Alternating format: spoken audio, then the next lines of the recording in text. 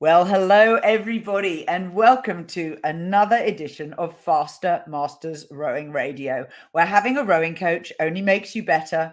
Following a program gives you a true pathway to becoming a confident rower who's respected by your peers.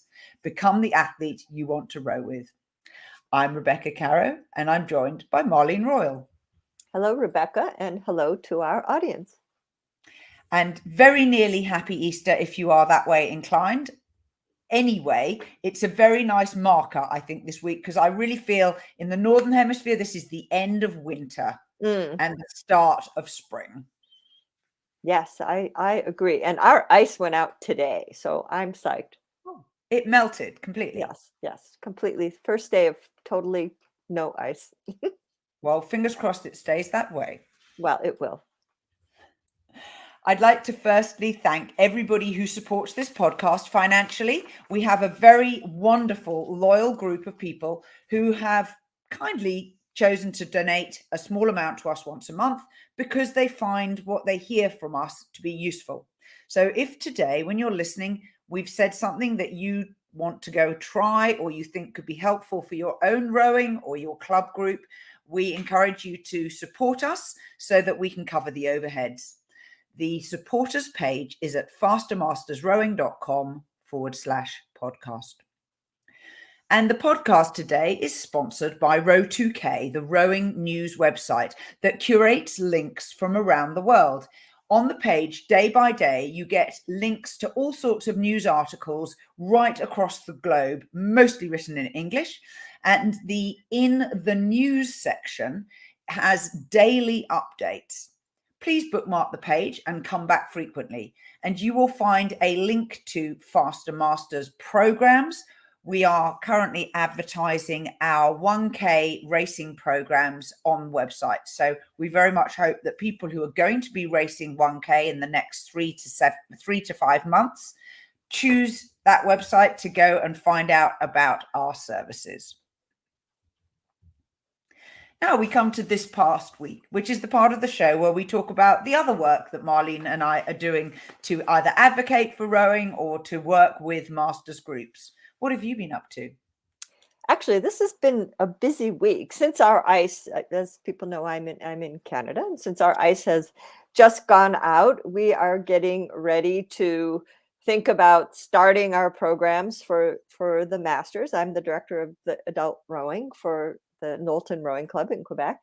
And we've spent the week kind of problem solving, kicking around ideas. How can we, as a club now in our 5th year, and each year the club is new, and the population is changing. And this is something Rebecca and I talk about a lot in our webinars and our presentations, that the needs of your club change from year to year. So we have now a more experienced group. We have some people going into their 3rd and 4th year, some people starting to get interested in competition, some people who are in their 2nd year.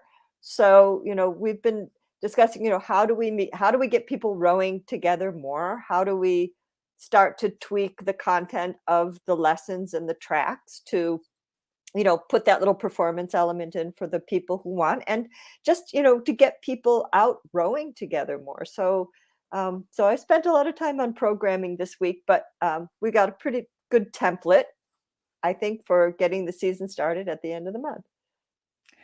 I do feel that one of the biggest challenges for club administrators and coaches is to organize the progression that people go through. So from when you're learning to getting in with a group whose skill set is similar to you, but then providing a pathway to different futures.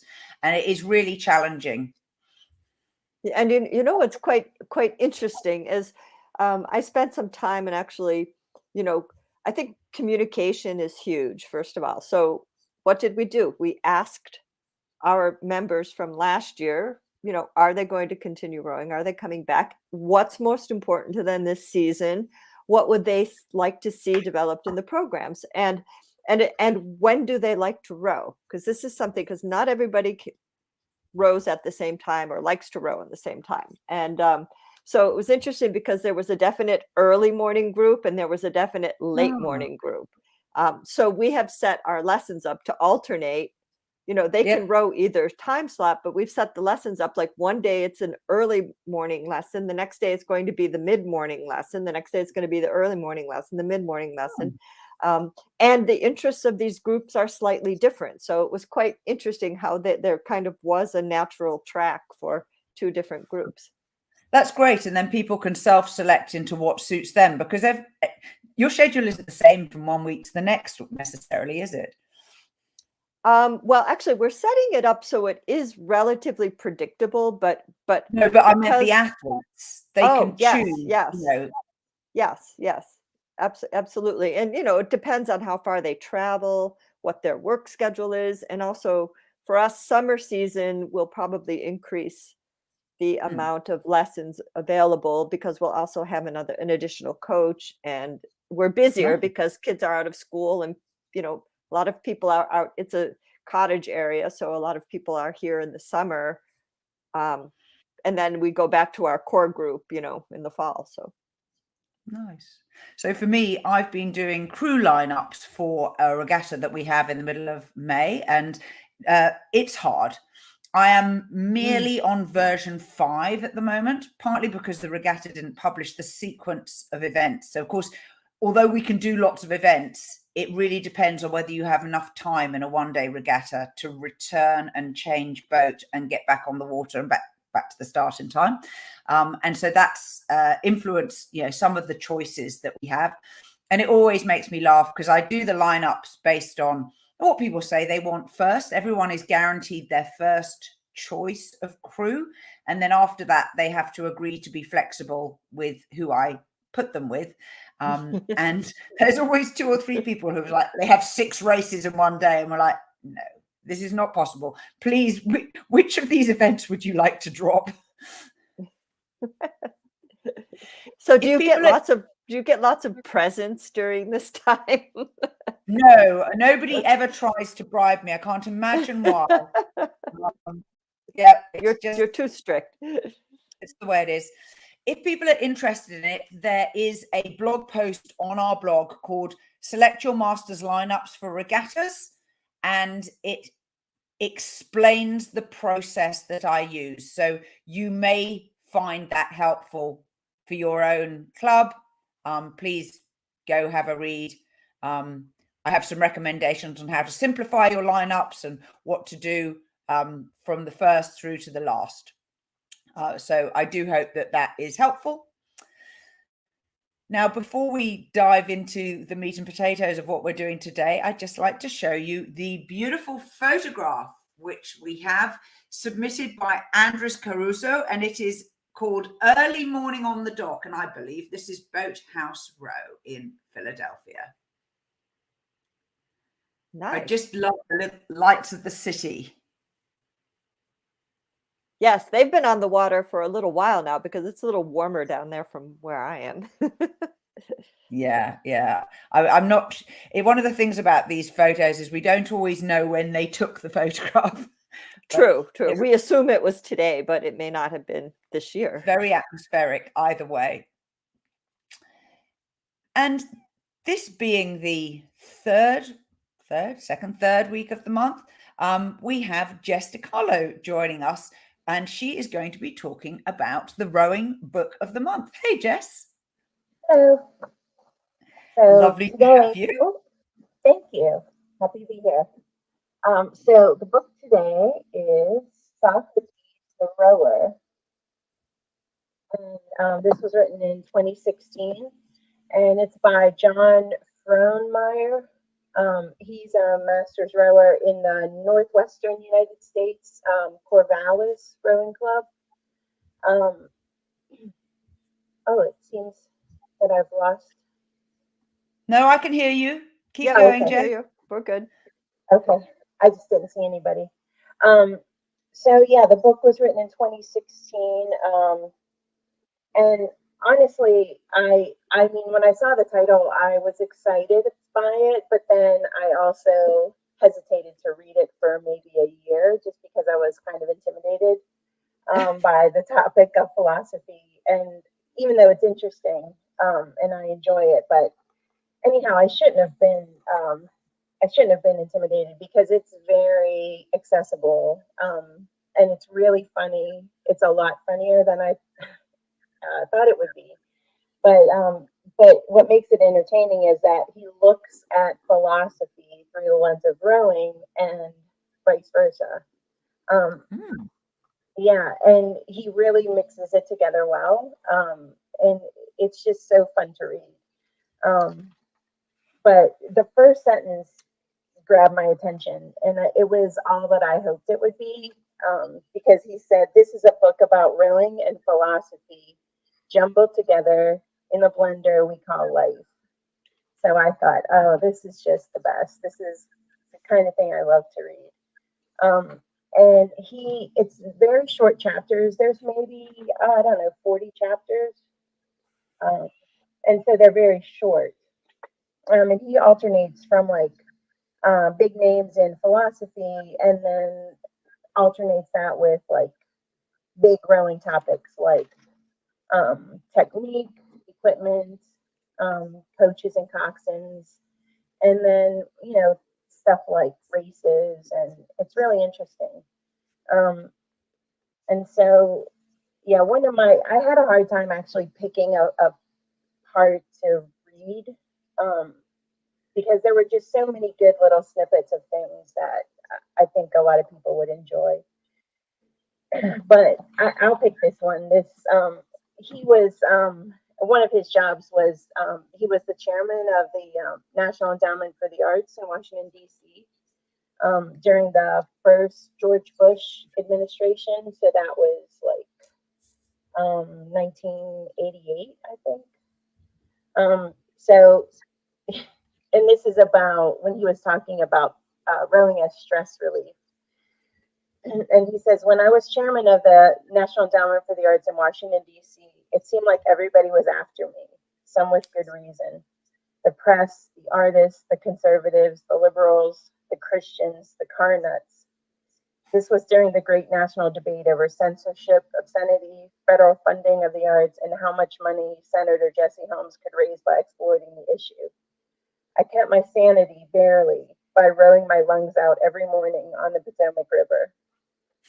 So I mean, there are just tons and tons of little stories about his life in the book, and also some, not in depth information about the philosophers, but enough that I feel like I learned something. And also, he mixes in the rowing and the philosophy very, very well and very naturally. And so I really enjoyed it a lot. Jess, it sounds like a dead cert. And Jess has done some research, and the publisher has the book not only in 3 different formats, it's also in stock. Yeah. So race out and buy yourself a copy. And if you want inspiration or links to any of the other books that Jess has mentioned previously, they're all on our website. There's a blog post called Best Rowing Books, and you will find them there. And I've taken to putting the book of the month at the top of the page, Jess. How about that? Cool. Great. So I will edit it each month so that people can quickly find the one that you just talked about. Yeah, it's a great idea. Well, thank you very much to Jess, and we will see you next month. Bye. Now, Marlene and I are continuing our progress through the stroke cycle, and we have moved now on to the drive. Very, very big. It's getting on for 1/3 of the entirety of the stroke cycle, regardless of what rate you're at. Kick us off, There's Marlene. there's a lot of ways to approach the drive. I mean, we can, I think first we should talk about it just from a very basic level, because obviously we have the technical side of the drive, and then you have the side of building power and building into racing. And so the drive can be a different animal, depending on the pressure that you're using, depending on the stroke rate that you're rowing at, and what your goal is. But I would say, first, a good drive is reliant on a good recovery, and because your recovery is setting you up for the placement, which we are going to talk about on a separate issue. But it's setting you up for the placement, and you need good blade placement and purchase on the water to get a good drive. If your blade isn't in the water, it's going to be really hard to move the boat past the blade. And when you're on the drive, it's first of all, it's really important to understand the mechanics that you're moving your boat past the blades. You're not trying to pull the blades through the water. That's a really big issue, and I think it affects how you approach the drive, because if you're trying to pull your blades through the water, you're not focusing initially on your lower body and driving with the legs and the hips and pressure against the foot stretchers. It becomes more of an upper body stroke. So it's very important that you have the correct sequencing, which is legs, body, arms. However, how close that sequence occurs there are some stylistic differences in how people coach the drive. However, it is important to realize that you need to be set up properly in order to maximize using your legs and your hips, and then your upper body, and then the swing and the arms, so that you're using your stronger muscle groups in the correct order. And Rebecca has a very good saying that you can only use each part once. So if you use it up early, you're not going to be able to use it later. But the drive is very, very much about your sequencing, but it's really about applying pressure and being very attentive to how you're applying pressure to the foot stretcher, how you're applying your pressure to the handle, how you're maintaining that connection as you move through the drive and move your boat past the oars. That's my first thought. I was going to say, that's a lot to start off with. So I'm going to layer on top of that the height of your handles. And this is a really critical part of the drive, for the simple reason that the very clever people who design the oars that we use have designed them so that they have natural buoyancy. If you are sitting still with your blades squared and in the water, it will naturally sit at very nearly the correct depth. You might have a tiny little bit of the blade showing above the surface of the water, but when you are putting pressure on that blade, the water piles up in a little roundel in front of your spoon, and that actually ensures that the top of the pile of water is right level with the top edge of your blade. So part of the drive is keeping your handle horizontal. And it doesn't matter if you're doing sweep or sculling. The depth that the handle is at when you first place the blade in the water is the same height that your handle is before you extract the blade right at the end of the stroke. Absolutely. And thinking horizontal is so key, and to get feedback on the drive. So right now we're just talking about, let's talk about just the technical level. We're not really talking about progressing to applying a lot of power, but look at your blade when it's in the water, and you can look at how far up does the water go on your shaft. Is it staying relatively shallow? Some people mark a piece of tape to make sure that their blade isn't moving up and down throughout the drive. So if you are not horizontal, you're going to see that instead of the blade maintaining its depth, it's going to be changing depth. And that is actually going to shorten your time in the water, because it's an important element of the drive that we work on, is being able to place the blade in the water and get purchase on the water. If you don't have that purchase, this is a factor called slip, that the oar is moving, you don't have the pressure yet. Maintaining what we call effective length, which is maintaining the pressure on the blade until you're getting ready to extract the blade. And if you don't extract the blade at the correct time on the drive, that's called wash. So it's important when you think of the drive to think about maximizing the length of effective time that your blade is in the water. And rigging comes into this, because when we rig boats, we're trying to achieve a certain factor of the blade staying in the water, and that purchase staying effective. So if you are not horizontal, like Rebecca's talking about, if you're not horizontal and your blade goes deeper and then comes back up, you are shortening the amount of effective time that you're in the water, compared to if your blade stays the same depth and you maintain that all the way through, you're going to be in the water longer. It's going to be a longer effective drive. Correct. So Marlene's given you one drill for looking at your blade depth. I'm going to give you a second one. And the second one I'm going to give you is to row with your blades feathered on top of the water. And you slide up to the catch and slide back, leaving the oar feathered on the surface. This is particularly good for sweep, because you also have, of course, the rotation around the pin. And if your oar is touching the water and the boat is level, your handle will be at the right height. And a lot of people don't realize this. I know it sounds challenging, but it's a worthwhile drill to do. If you happen to be in a crew boat, you can do it with half the crew rowing and half just rowing in time, but leaving their oars feathered on the surface during the recovery. And you will quite quickly begin to understand how high your handle needs to be.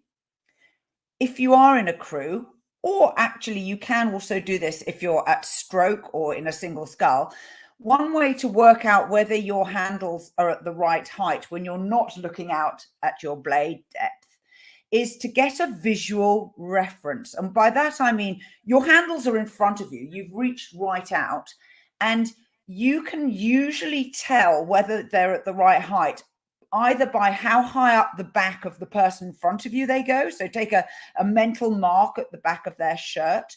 Or if you're in the stroke seat or in a single, look at the deck of your boat. There may be something that you can look at and you can say, I know that I've got them at the right height if my view from my eyes past my hands and then onto the deck is like this. And you'll just have to figure out where that marker is. And of course, if you can figure it out, you might want to put just a little bit of tape across the deck as a reference, so that you say, I know that my knuckles must look like they've covered the tape. So the tape goes out of sight, for example. Yes, that's a really good reference, because again, handle height, staying horizontal. And if you're on flat water and you're able to find the water and understand where that level is, that's really good, very good feedback, that because you need to have some reference point. And on the drive, often it can be challenging to understand, when do I bring in my body swing? When do I start to break the arms? When do these things happen? As I said, some coaches can coach a more collected stroke or a more separated stroke. That's a stylistic difference versus a real methodical difference. But a couple of points that I like to make when teaching the drive is to make sure that you're initiating with the legs in the hips and then bringing in the body swing. The reference that I like to use is as you drive off the balls of your feet, when you have pretty good pressure on your foot stretcher, your whole foot will go down. And I like to use that moment when you feel that your whole foot is planted, to begin to bring the body in. And I think that that's a good, what I call geographical reference point, that if an athlete is tending to lift their body away from their thighs versus push their knees away from their upper body, they need a reference of when to initiate the body swing and when to start opening. So as you initiate the drive, when you feel your whole foot contact, start to swing. And that's really, really good. And you can tell for yourself when you've got to that point. There's some variation with ankle flexibility, but that's excellent. Because you need, especially if you're coaching yourself and you're in a boat by yourself without a coach, you need, or the crew needs, a reference point of something that's going to occur every single stroke, so that you can pay attention to that and you can practice that. And then as you're starting to swing, if we had a power curve in the boat, we would see that, your power would go up as you're swinging through the perpendicular point of the handles. When you start to swing through the perpendicular point of the handles, I think this becomes a tricky part of an effective drive, because once your handle moves through the perpendicular point, you're going to start to break your elbows at some point soon after that. So you start to prepare for the release, and the release is going to come up on you very quickly once you're through the perpendicular point of the oar handles. The blade is moving to the stern. It's moving on the other side of the pin. So when you're starting your drive, your blade is behind you. You can't see it. As you move the boat past the blades, you come to perpendicular, then you're going to start to move past the blade. You'll start to see it in the corner of your eyes. That coincides pretty closely with when you start to break the arms. And it's very important at that point that you continue to hold your pressure on the blade so that it doesn't tear. So you want to be careful not to erg that handle into your body, which is pulling the handle in a linear way, and your blade is going to tear, and there's going to be some slippage. You're going to lose an effective drive.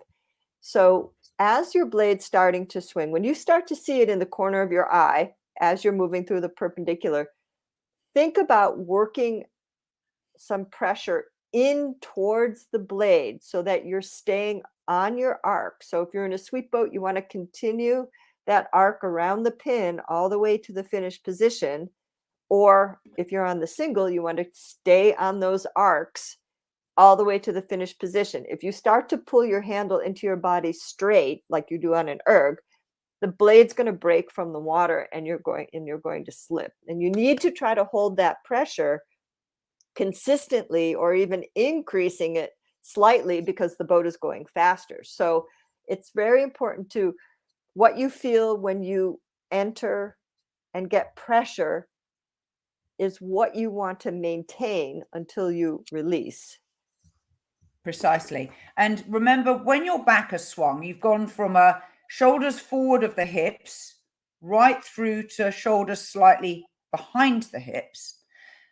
When you start to draw your arms, I think this is particularly a challenge for women who have slightly less upper body strength than men, but I have definitely seen this in male rowers as well.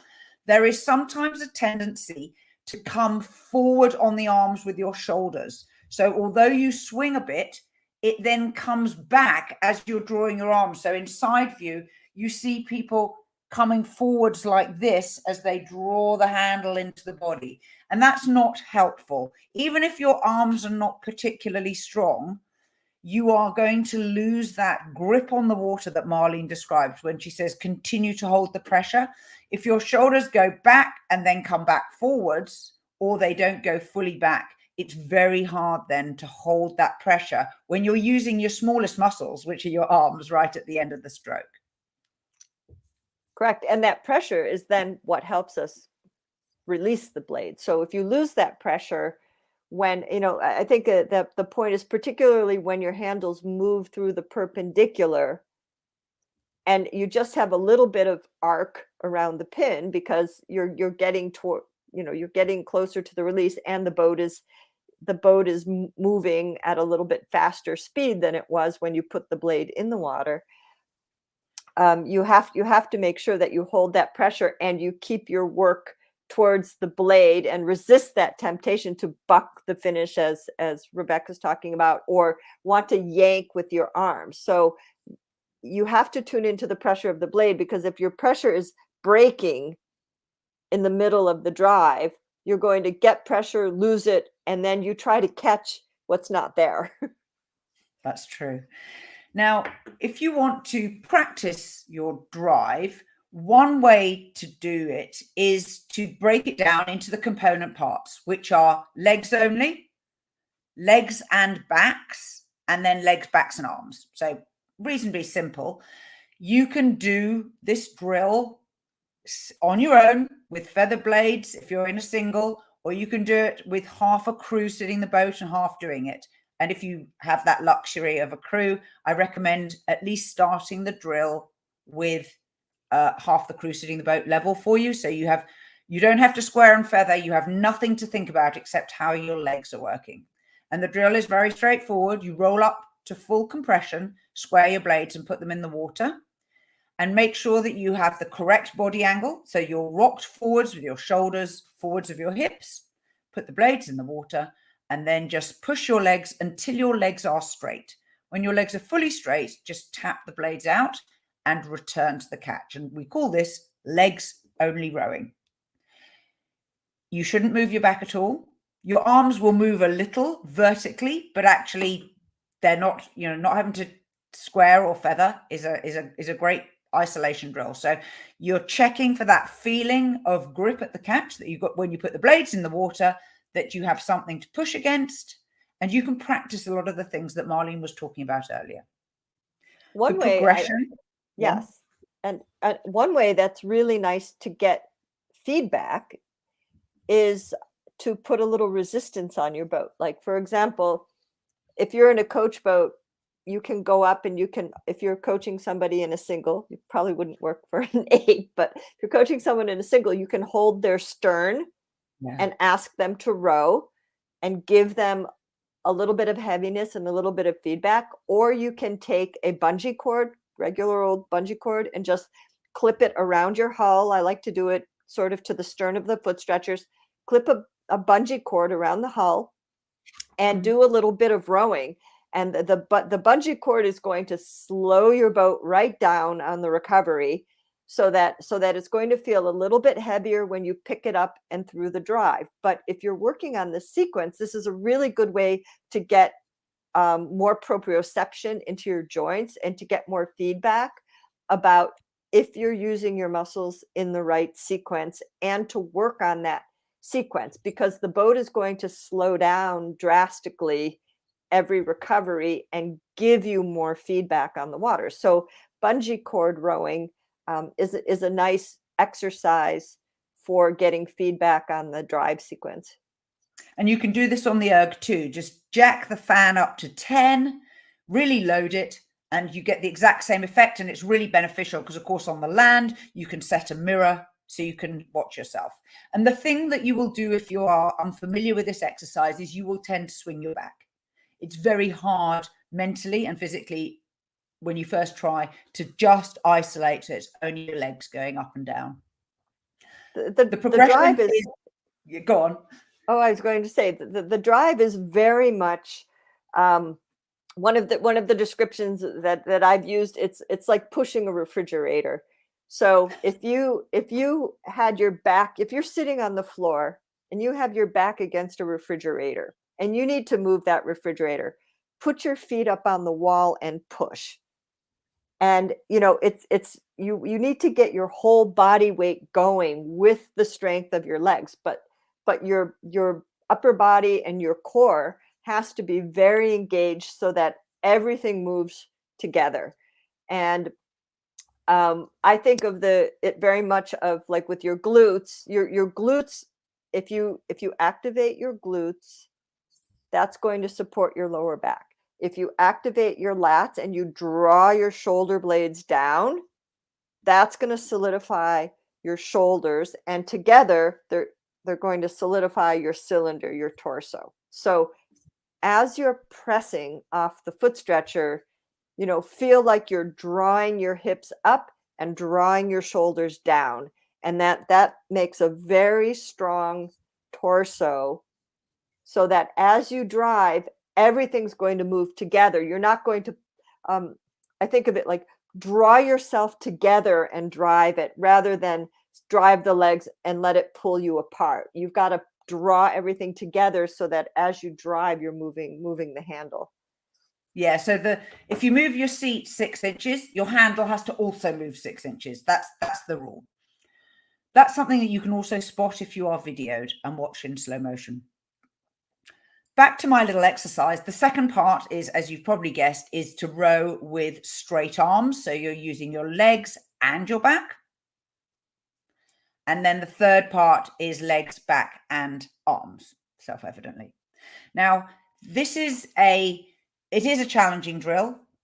It's worthwhile doing it perhaps as part of your warm-up.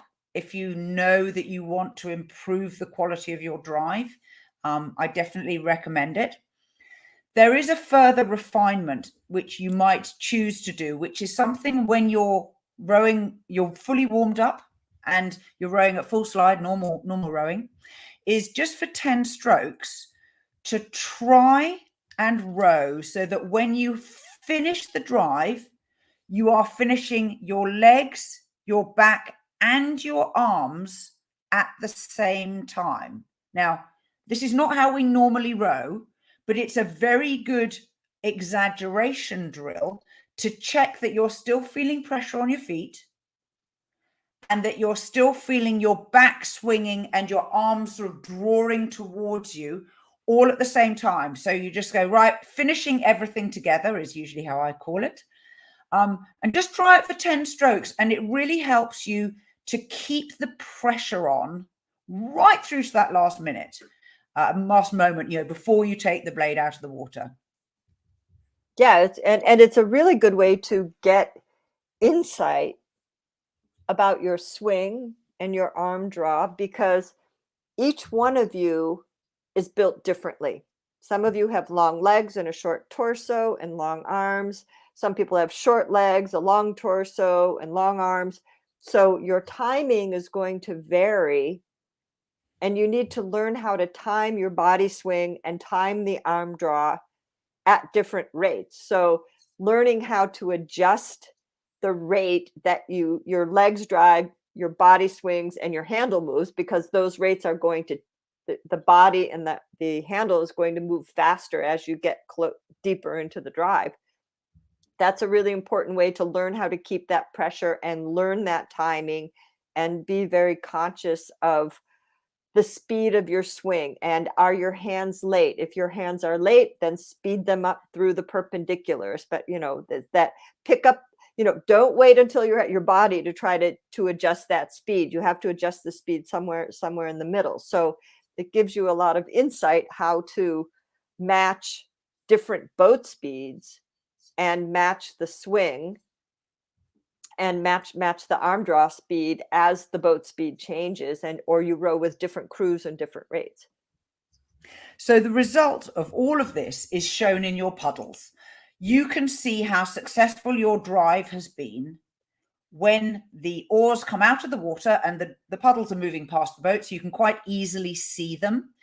And as we are reminded by one of our listeners, you need to make small, dark, concentrated circles. So the water is a tight circle, it's not splashy, and it then moves away from the boat in a really clear pattern.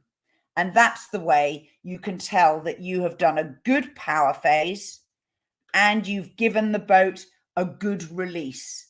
If you don't release well, if you drag like the lower edge of your blade as it comes out of the water, you won't get those tight puddles.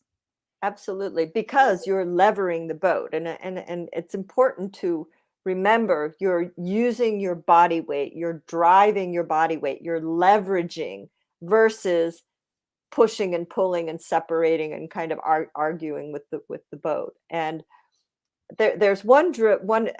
I'm not even sure I'd call it a drill. I think I'd call this an exercise. But there's one little exercise. It's a little bit funny at first, but it really, really works to help your swing and rhythm. And if you're working on your drive, it's so easy to get focused in the boat. Like you're looking at your speed coach, you're looking at your shoes, you're thinking about what you're doing, and you see the oarsman or the sculler just getting into the boat. And in order to really leverage your body weight and get nice swing and nice rhythm, you've got to get out of the boat. You've got to get your head out of the boat and trust that oar and drive and swing, push and swing. And one exercise that I like to have athletes do is when they put the blade in the water, I ask them, as they start to drive, I ask them to look straight up at the sky. And what that does is it lifts their head and they're going, oh my God, where am I going? Right? They're not used to this. They're freaking out because you know what? They can't see the boat.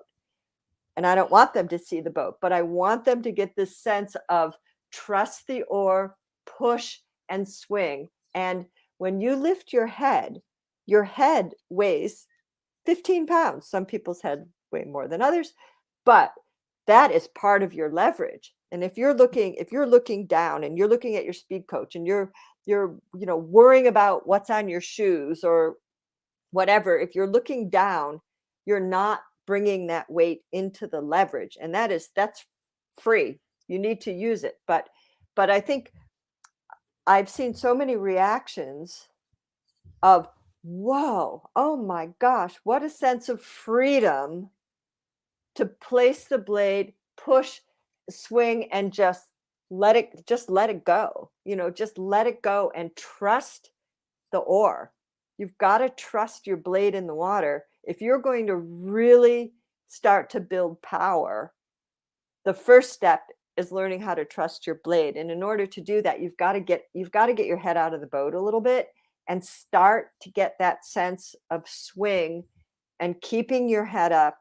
And then, this is an extreme example and we don't row this way all the time. But then I ask them, okay, now bring your eyes down and look. I want you to look above the treetop, or if you've got a mountain around, I want them to look at the mountain. I don't want them to look at the horizon. I want them to look higher than the horizon so that weight becomes part of the leverage. But it's a really fun drill to see if you trust the water to put your blades in the water and then start to drive and look straight up. And then, at the release, you bring your eyes back down. But oftentimes people just exclaim like, oh, how wonderful that feels. That feels like incredible, just to swing and get out of the boat and feel that rhythm and kind of stop thinking so much and just get some, good sensations going. And what you will also notice is how stable the boat is when the oars are in the water. If balance and wobbles are a concern of yours, you can just let that go, because once the oars are in the water and you're pushing, the boat is completely stable. Absolutely. So, I mean, to go on and to develop pressure and the confidence to build pressure, you've got to get to this point that you trust the stability of the blade in the water, that you trust your blade. So there's a big trust issue on the drive, because if you do not trust your blade, you're not going to put 100% of your body weight behind the handle if you don't trust where the blade is. So it's really important to get to the point that you feel secure, and that blade work is another topic, but you've got to have this is where the importance of the blade work. You've got to be very secure in the water so that you can then develop power. If you're not secure, you're not going to be able to develop any power. Well, on that note, that is the end of the drive. What a lot there was to cover in that. So that is just great. And I've really enjoyed covering this off with you, Marlene. It's been really great to really slice down into the detail. Oh, and you know what? And I feel like there's so much we can talk about. So please, everyone, forgive us, because, we have to just get some big concepts out there, and, the discussion goes on. You can really dig into the different parts of the drive too, but we want to leave you with these thoughts to digest first. So this has been Faster Masters Rowing Radio, the show dedicated to masters athletes who want fun, fitness, and confidence in their rowing. You can become a student of the sport today by buying a Faster Masters Rowing Program subscription at fastermastersrowing.com/join. And if you've enjoyed the show today, please consider making a donation at fastermastersrowing.com/podcast. Till next time, bye-bye.